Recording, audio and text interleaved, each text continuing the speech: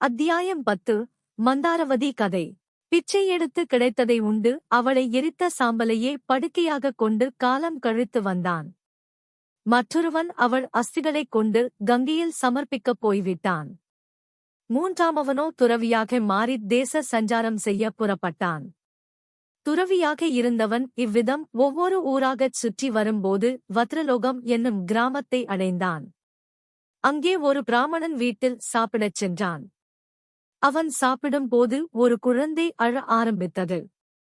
அதை சமாதானப்படுத்துவதற்காகச் செய்த முயற்சிகள் எல்லாம் வீணாகவே, வீட்டுக்காரி கோபம் தாங்காமல் அந்த குழந்தையைத் தூக்கி நெருப்பில் எறிந்துவிட்டாள்.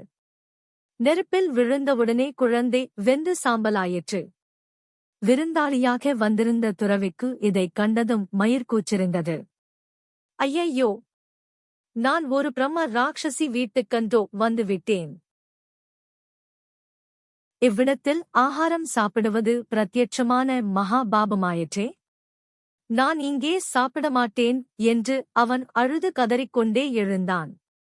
மெதுவாக பூனை போல எழுந்து சென்று புத்தகத்தை எடுத்துக்கொண்டு வெளிக்கிளம்பினான். வித்தை கற்று தன் காதலியை உயிர்ப்பித்து விட வேண்டுமென்ற உறுதியும் எண்ணமும் அவன் உள்ளத்தில் பதிந்திருந்தது. வல்லமை பெற்ற அந்தத் துறவி இரவு பகலாக நடந்து தன் காதலி எரிக்கப்பட்ட மயானத்தை அடைந்தான். அங்கே சாம்பலை படுக்கையாகக் கொண்டு காலம் கழித்து வந்தவனைக் கண்டான். அங்கு வந்திருந்தவனும் அச்சமயம் அஸ்திகளைக் கொண்டு வந்து அதைச் சாம்பலில் போடத் தயாராக இருந்தான். துறவி தன் கையிலிருந்த புஸ்தகத்தை பிரித்து மந்திரங்களை ஓத சற்று மண்ணை எடுத்துச் சாம்பல் மீது வாரியிறைத்தான். மந்தாரவதி உடனே பிழைத்து எழுந்தாள். புடம் போட்ட தங்கம் போல் ஜொலித்தாள்.